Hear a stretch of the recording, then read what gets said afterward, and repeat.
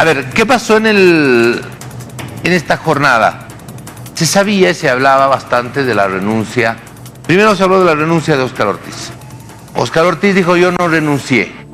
Hoy aparece en una conferencia de prensa y revela que él no había renunciado, pero que sabía que ya lo habían destituido, que estaban queriendo destituirlo. Y admite diferencias grandes, serias, profundas. Él califica como profundas diferencias con el ministro Arturo Murillo. Entonces, ¿qué es lo que está pasando dentro del gabinete?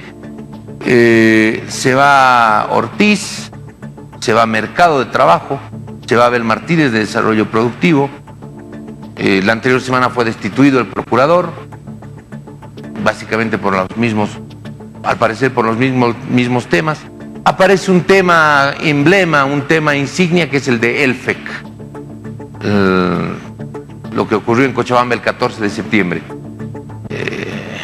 Reconoció precisamente hoy el exministro de Trabajo, Mercado, de que hay diferencias, hay visiones diferentes dentro del gabinete y hay gente que no se está empezando a sentir cómoda y por eso que se empiezan a ir.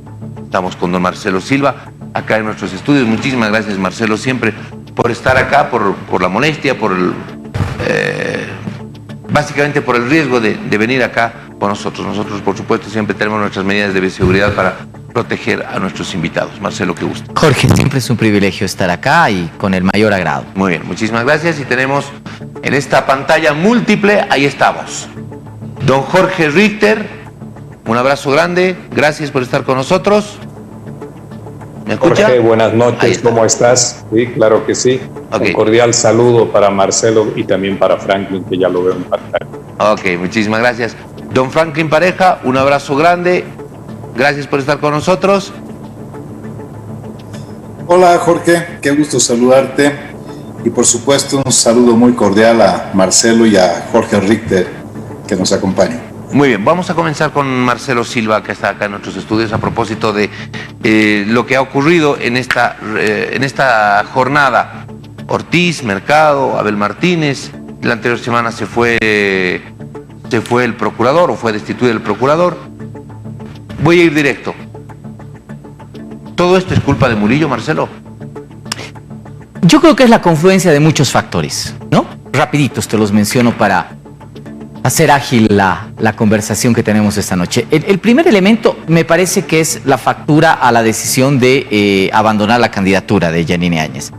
Ya tienes un gobierno de salida y en este momento los actores de ese gobierno lo que buscan es deslindarse. Deslindarse primero de responsabilidades, ya no quieren asumir más responsabilidades porque obviamente su horizonte ya no está en la reproducción del poder político.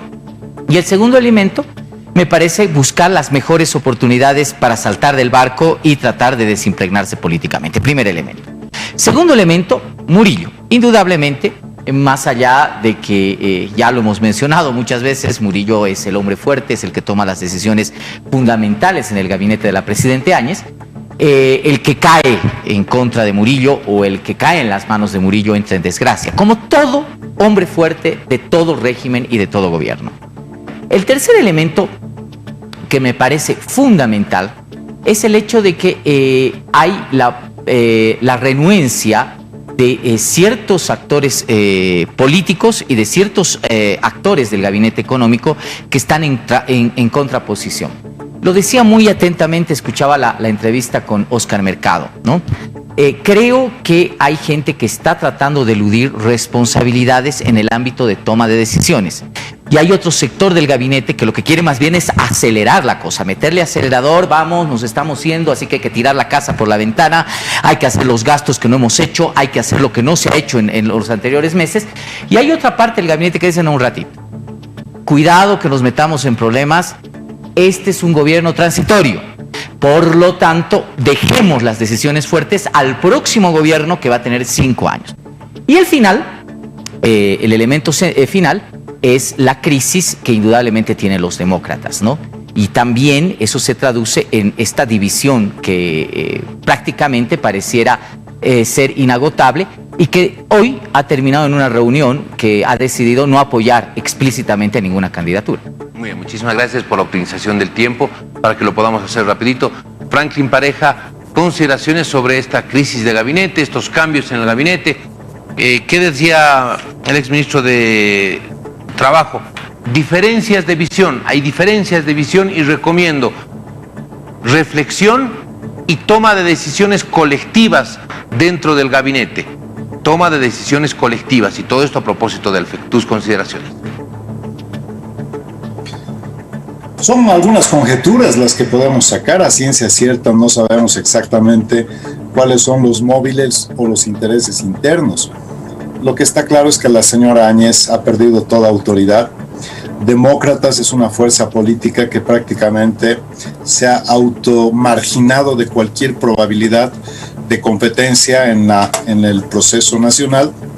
Ni siquiera ha tenido la posibilidad de reconstituirse poniendo reemplazo a la señora Áñez y mucho menos de negociar algo con respecto a alguna fuerza política.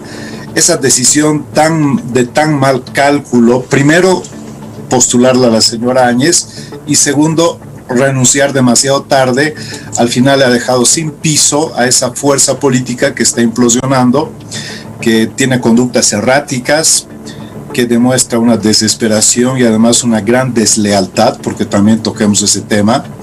Abandonan a su presidenta, supuestamente era con ella, ahora que no es con ella, nadie quiere estar cerca de ella.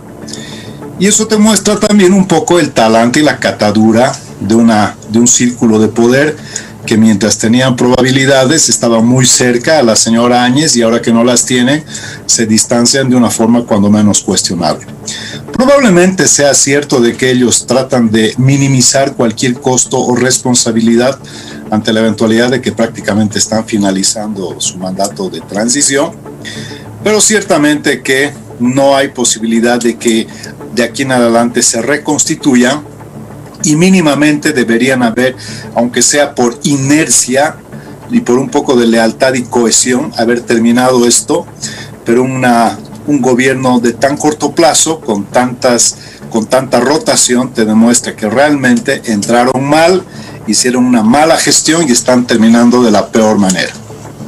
Muy bien, muchísimas gracias, querido Franklin. Paso la voz a Jorge Richter, que también nos está acompañando en este panel de lujo que nos gastamos el día de hoy. Mire usted, tremendos analistas que nos están acompañando, por supuesto, es un panel de lujo.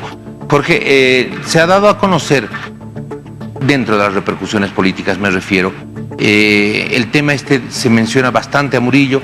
Murillo es un hombre fuerte, lo decía el exministro de Trabajo, es indudable que es uno de los ministros que más influencia tiene dentro del gabinete, pero finalmente quien toma las decisiones no es el ministro, es la presidenta.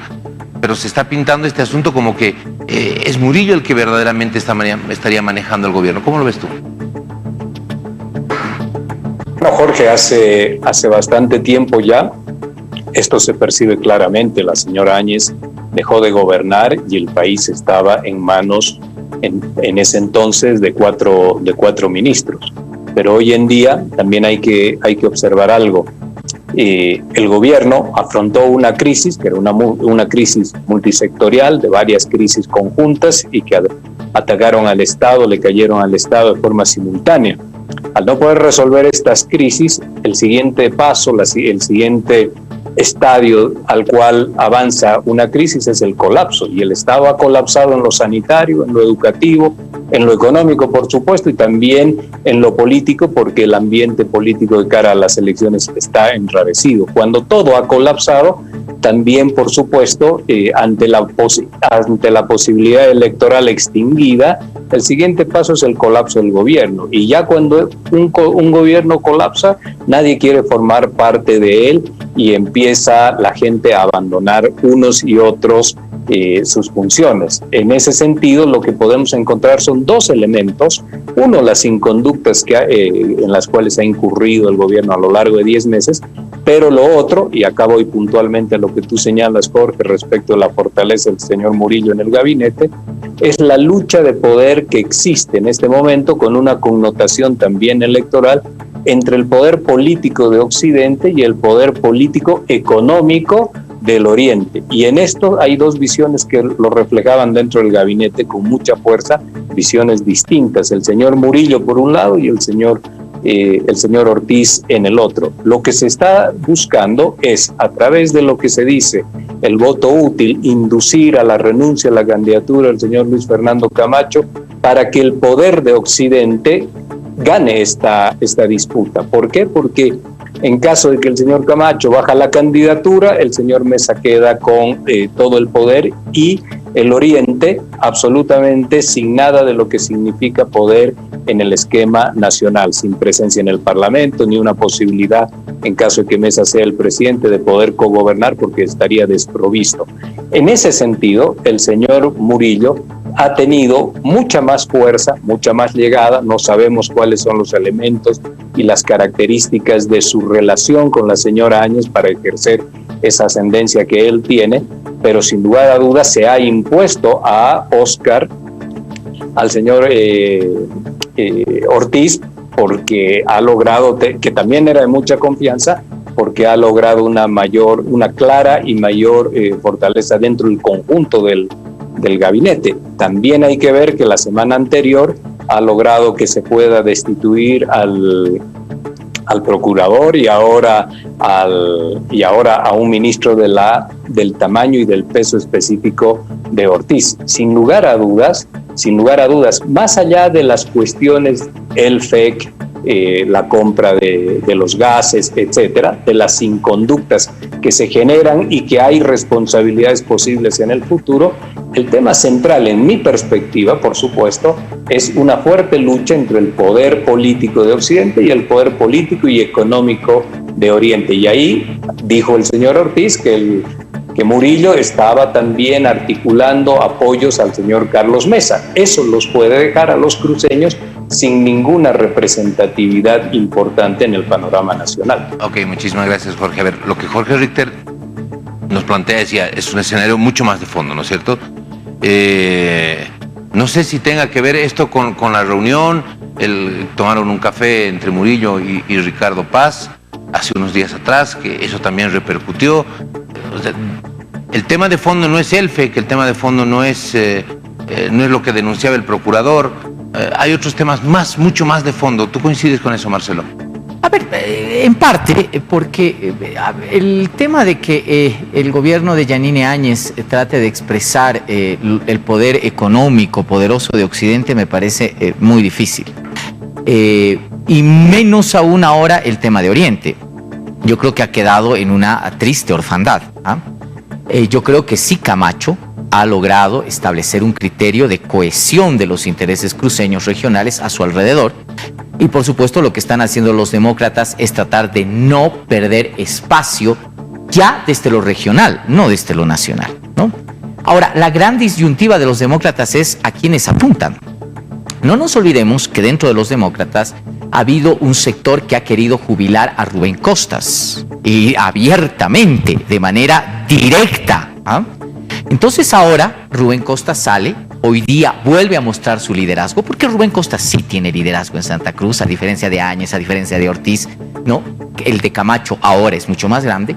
Y lo que ha hecho Costas es decir, señores, a ver, vamos a ver como partido cómo sobrevivimos. Y la sobrevivencia se va a dar en el fondo si es que van a tener una lógica regional de apoyar la candidatura de Luis Fernando Camacho, por lo menos en el ámbito del aparato que tienen, o van a apoyar el voto útil a nivel nacional que indudablemente favorecería a Carlos Mesa. Pero eso no implica un juego de intereses muy grandes, porque creo que hay una orfandad del gobierno de representar esos intereses. Yo más bien pienso que los grandes grupos corporativos están viendo cómo se pinta el panorama político electoral para acomodarse, porque así funciona, son absolutamente prebendales. Van a estar con quien tiene el poder, van a estar con quien puede manejar la cosa. Y en este momento, doña Yanine Áñez y su gobierno están de salida y de despedida y están pagando la factura de ello.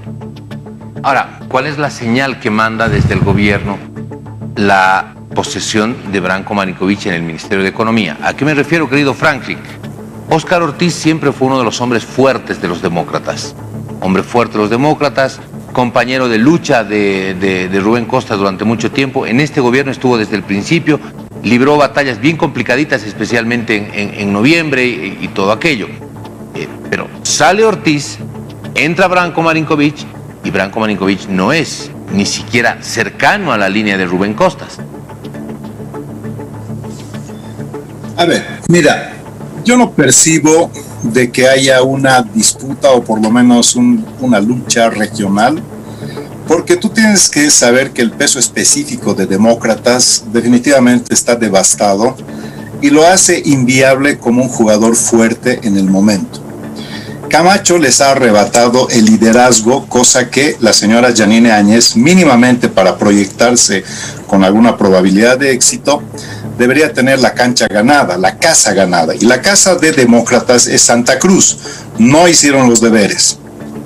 Debía expandirse por Occidente. En La Paz no hicieron sus socios los deberes. En Tarija tampoco. Y la única que hizo los deberes fue la señora Yanine Áñez, que llevaba delantera en el Beni. Con lo cual sus socios definitivamente no tienen realmente un capital político suficientemente como para ser posibles negociadores de esta coyuntura.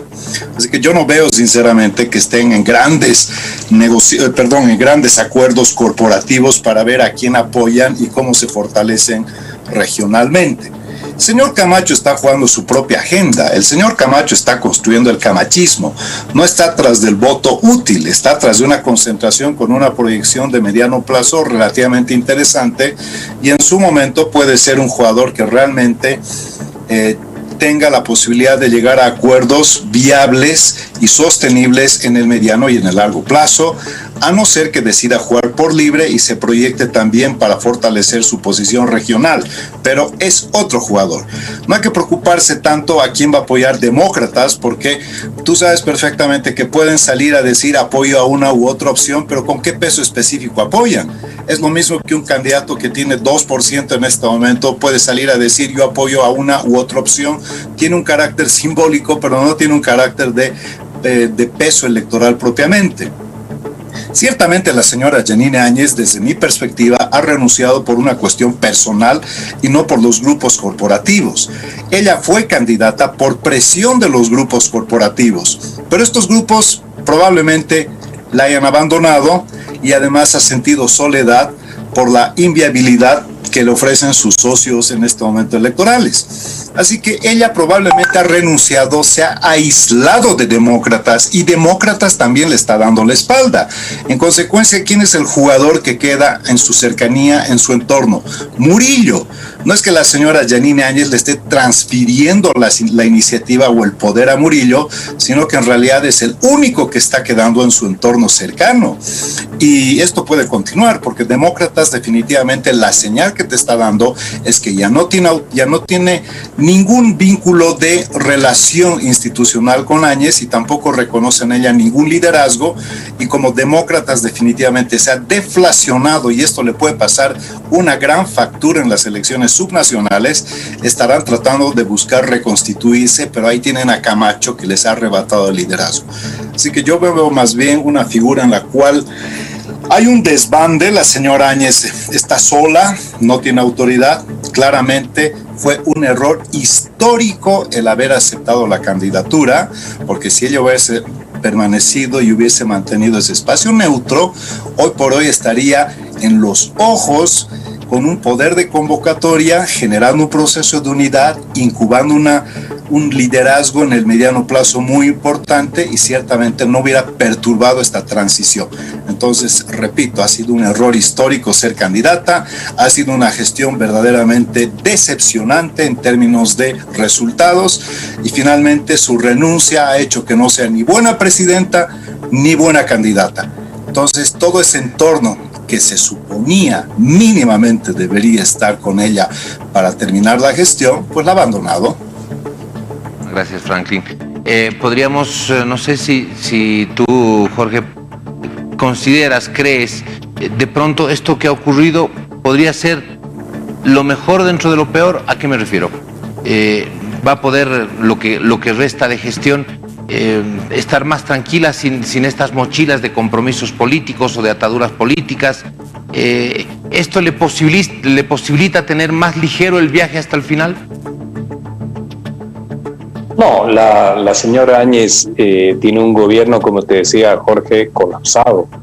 Tiene un gobierno colapsado. Es posible que en los próximos días todavía se generen otras redes.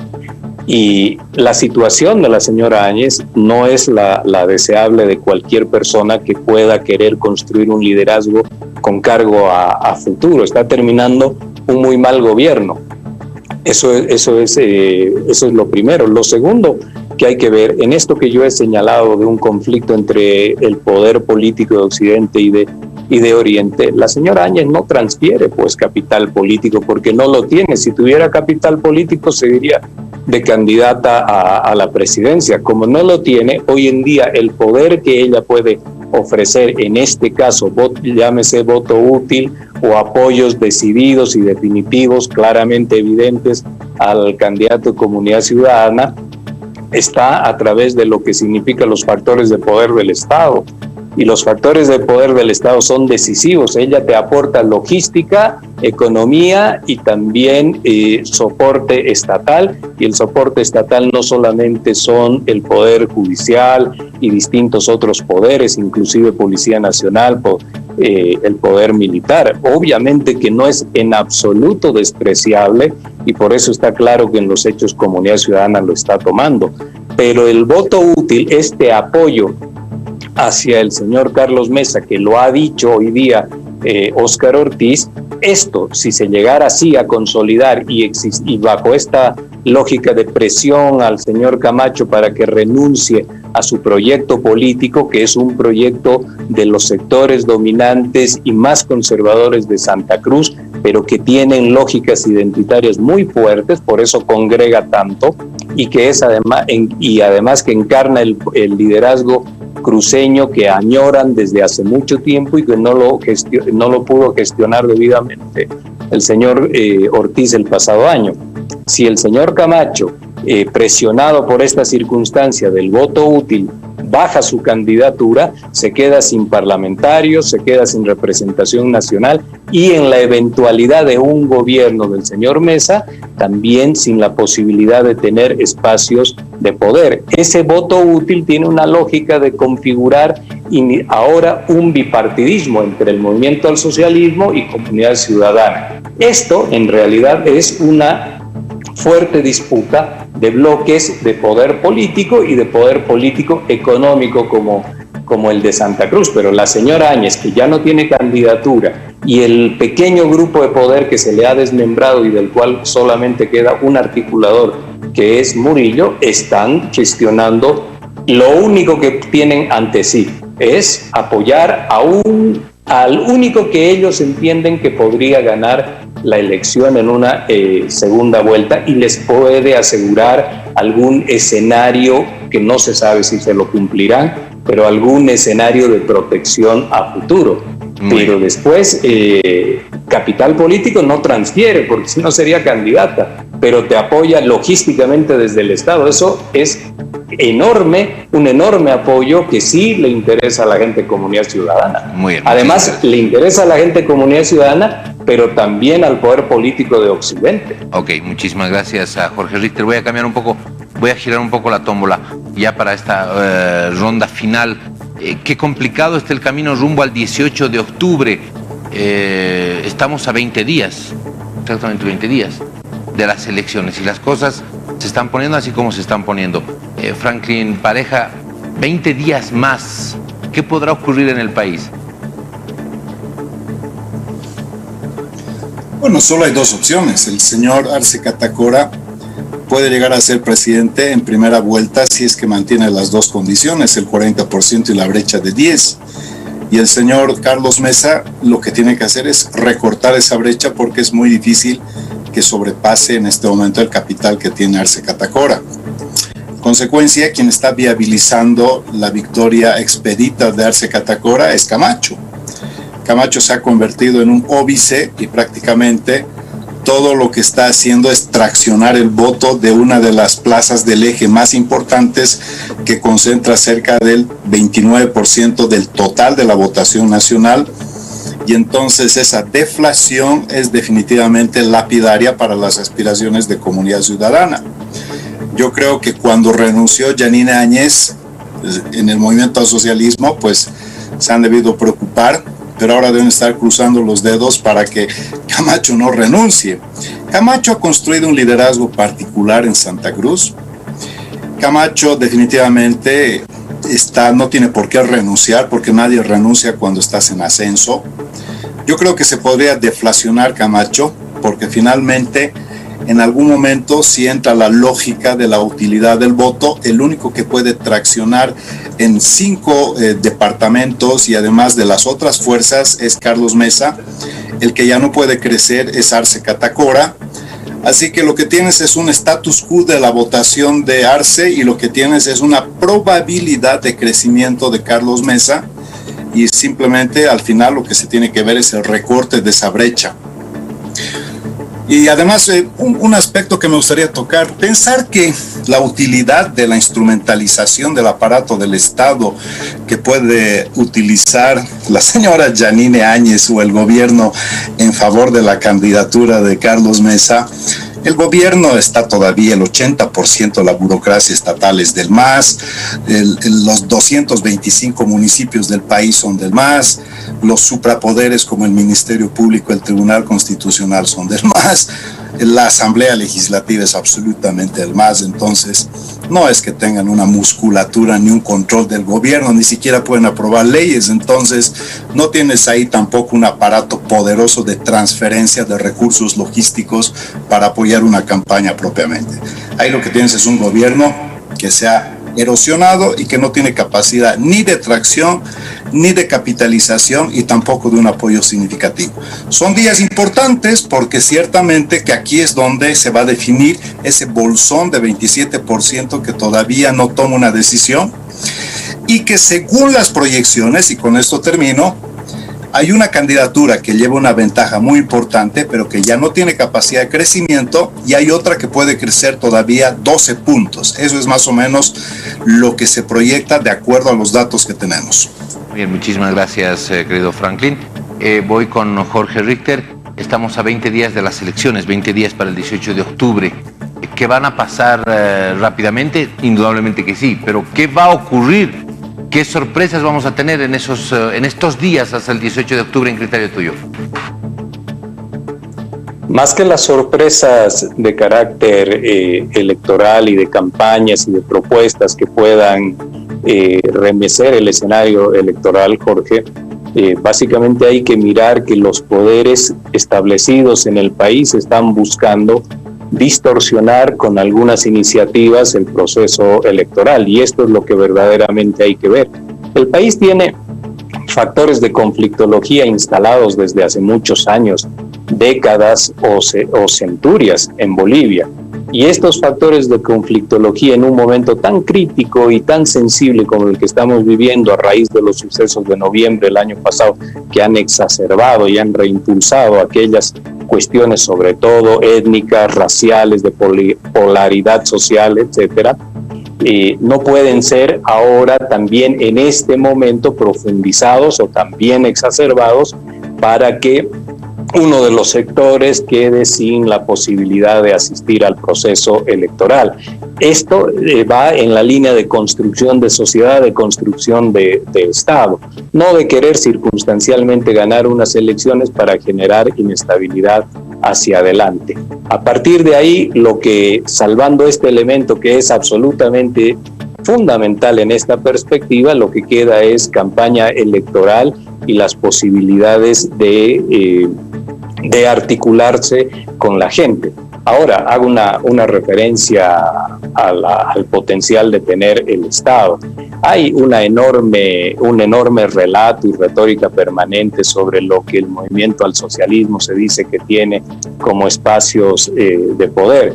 Pero en campaña electoral, lo que un Estado te da no son los municipios, lo que te da el Estado es la logística con toda la infraestructura de un enorme aparato que siempre es el estatal, y que en la lógica de lo que necesita la candidatura del señor Mesa no son aprobaciones de leyes a través de la Asamblea Legislativa, lo que necesitan son recursos económicos, son financiamientos y son por supuesto también la logística de respaldo, así como la señora Áñez, sin haberse oficializado, si se quiere, la campaña, tenía un enorme un enorme caudal publicitario, medios de comunicación, aviones a su disposición, etcétera, etcétera. Esto, en la lógica de una campaña electoral, es una enorme ayuda. Sin lugar a dudas que eso puede estar, estamos señalando, puede estar al servicio de una candidatura como la de Carlos Mesa, pero el trasfondo es ese respaldo, pero básicamente en la lógica de una confrontación,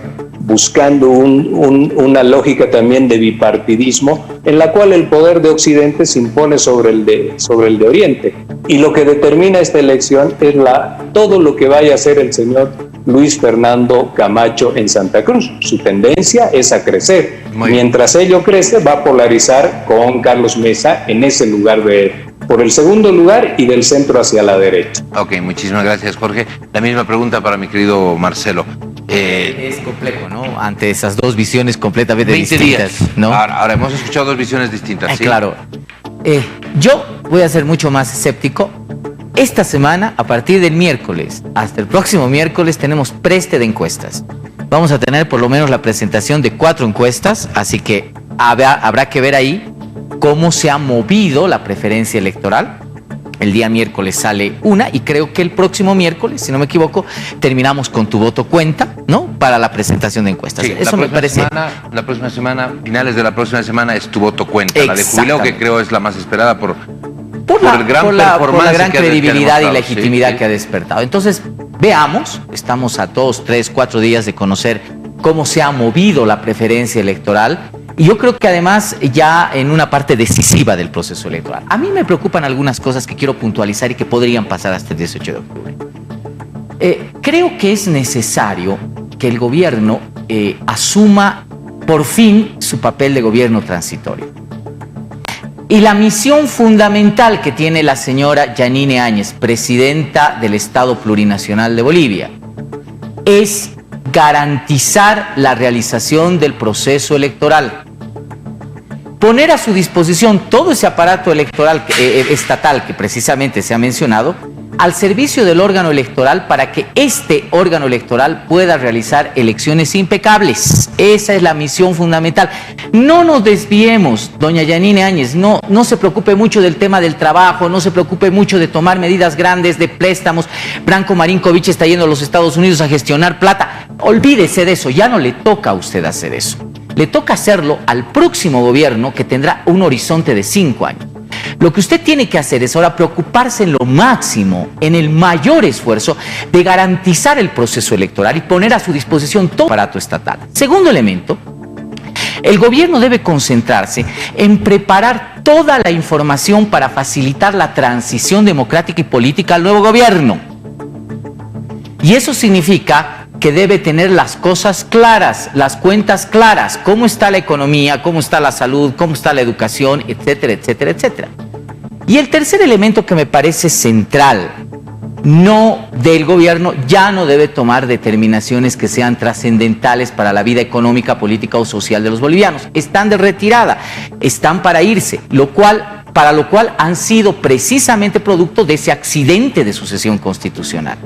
Por lo tanto, creo que esto es muy importante y finalizo con ello. Vuelvo a insistir que en este momento lo más importante dentro del horizonte de visibilidad es de que los partidos políticos se comprometan todos a respetar el resultado que emerja de las urnas el 18 de octubre. Y ahí vuelvo a insistir en que el órgano electoral podría jugar un papel determinante e importante en sentar a los actores para que estos actores digan, señores, gane quien gane, pierda quien pierda, el 18 de octubre se obedecerá la votación popular. Muy bien, muchísimas gracias. Les agradezco mucho a los tres por haber estado con nosotros. Un evento muy importante que vamos a tener el próximo domingo es el debate presidencial, por supuesto. A partir de las 19:30 nosotros vamos a estar con las previas de ese debate presidencial y posteriormente, una vez finalizado el debate presidencial, tendremos la oportunidad de escuchar a nuestros expertos, a nuestros analistas, a nuestros amigos, a gente que de verdad tiene la lectura que usted conoce, que usted sabe, tiene esa lectura política. Así que, por supuesto, la invitación ya la hemos extendido. Están invitados los tres para que nos puedan acompañar el próximo domingo, una vez que finalice el debate presidencial, donde van a estar 7 candidatos Va a ser muy interesante el poder escucharlos y, por supuesto, va a ser muy bueno tenerlos acá en el estudio. El próximo domingo, 4 de octubre, una vez finalizado el debate, para que puedan estar con nosotros. Muchísimas gracias a los tres. Gusto.